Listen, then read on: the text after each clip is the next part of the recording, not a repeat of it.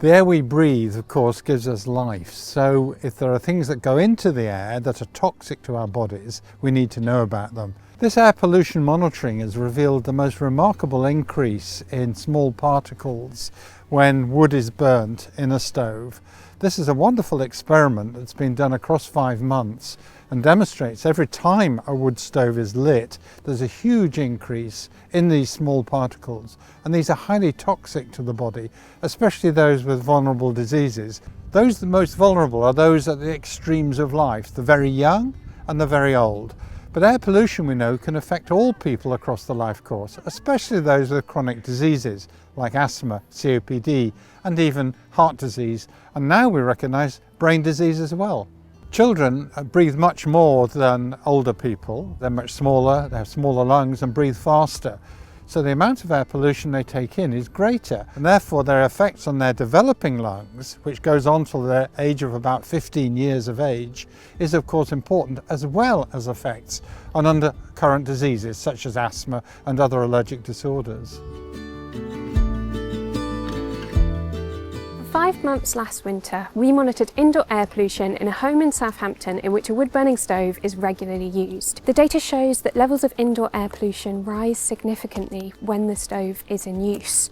In particular, we saw increases in 3 types of particulate matter: PM10, PM2.5 and PM1.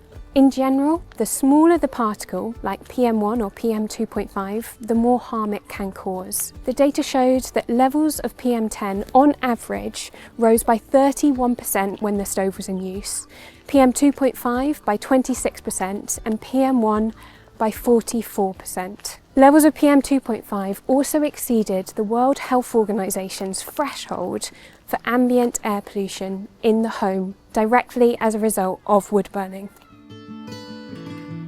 We really enjoy our wood burner because it makes the room warmer, but it's also really cosy. We quite often sit around with the kids and watch a film and snuggle up around the fire. When I'm loading up the stove, I've noticed that it's made me a little bit more coffee. We did have someone round who was a little bit more sensitive and it impacted her, so we did actually stop using the stove that time. The results were interesting to see the spikes in the PM levels. I didn't have concerns about indoor air pollution before this data. I have noticed that in the winter period, you notice it when everybody is burning fuels outside. In terms of what we could do to improve the efficiency of our stove, we could potentially burn less and just have it on a shorter period of time, or we could use more efficient wood.